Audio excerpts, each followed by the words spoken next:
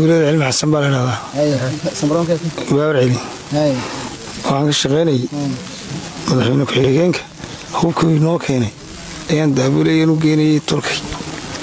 yaa soo ma garanaysid oo kaa xageed u keenaysa magaalada Aymaal. marka madaxweyne hubkii noo keenay baad u keenaysa ciidamada. hay kawar yaa inta la guunin hub badan.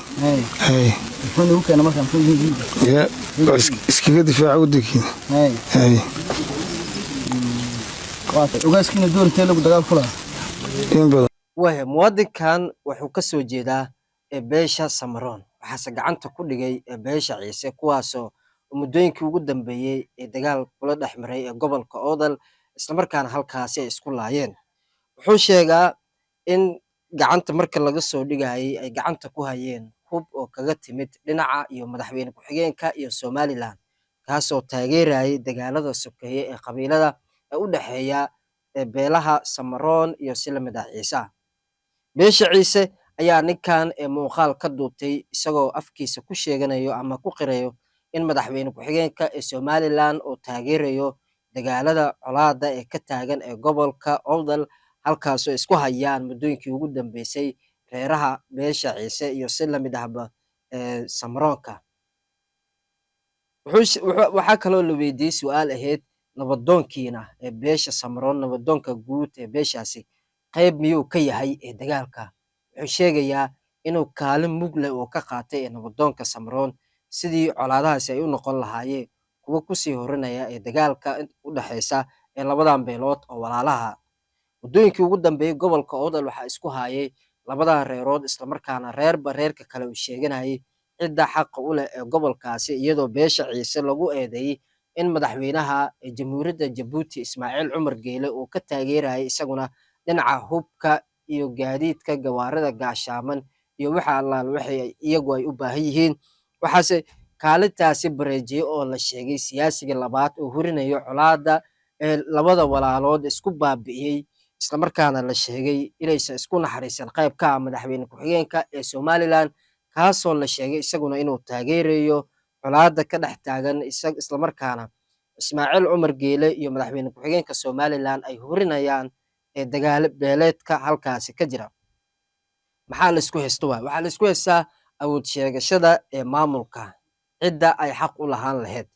beesha Ciise waxay doonaysaa gebi ahaanteedaba in gobolkaasi ay ku soo darto Soomaaliya, islamarkaana ay ka soo jarto Somaliland, halka Samaroonka iyaguna ay difaacanayaan maamulkoodana ay sheegeen in kani uu yahay gobolka Awdal, gobol ka tirsan Somaliland, islamarkaana marnaba aysan ogolaan doonin in beesha Samaroon ay la go'do mar kale qayb ka mid ah dhulka Soomaaliyeed, islamarkaana dhulka Somaliland ay ku darto dowladda federaalka Soomaaliya.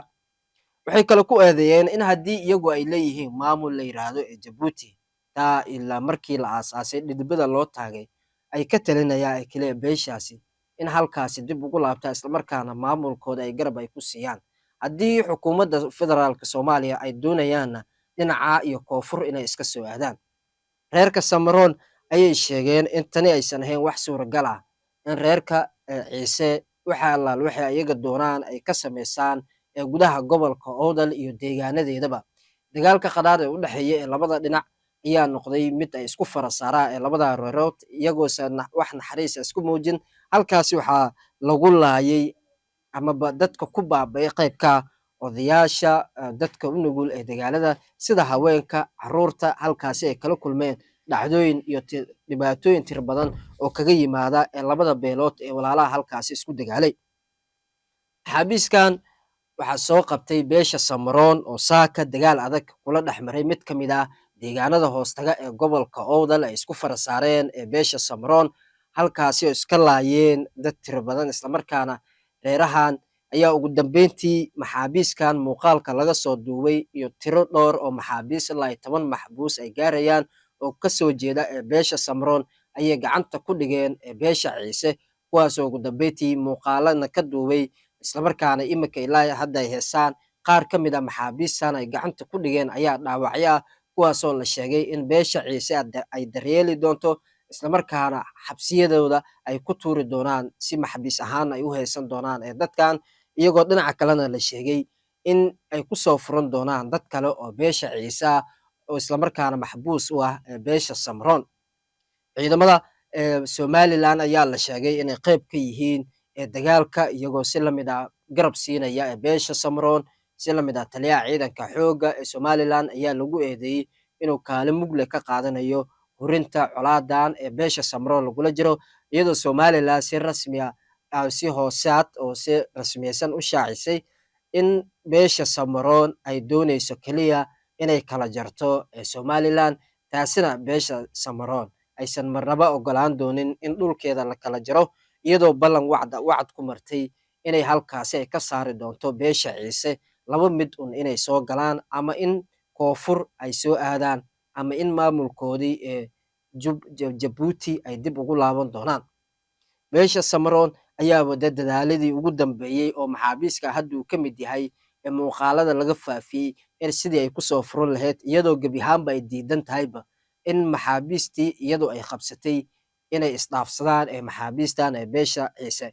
Dhinaca kale, nabadoonka beesha Samroon ayaa lagu eedeeyey in kaalin mugle uu ka qaatay kadib hore la isku dayay waan in nabadoonada reerada kale halkaasi dega inay isku keenaan nabadoonka beesha ciise iyo si lamid ah nabadoonka beesha Samroon, ayaa lagu guuleysan waayey waantii u dhaxaysay labada nabadoon, maadaama nabadoonka beesha Samroon ay ka go'an tahay in reerkan halkaasi laga saaro, waa sida iyagu ay sheegeen beesha ciise. Dhinaca kalena Samroonna ay ku eedeysay beesha ciise in iyadu ay dooneyso in gobolkaas ay kala jarjarto, isla markaana uusan ahayn wax suuragal ah. Labadan beelood oo walaalaha ayaa muddooyinkii dambe xiisadooda aad u kacsaneed, isla markaana weli aysan ka hadlin warbaahinta, iyadoo xogahooda si rasmi ah loo heli waayey awgii ay sababtay in xogaha rasmiga ee ka jira halkaasi ay faafin waayaan warbaahinta.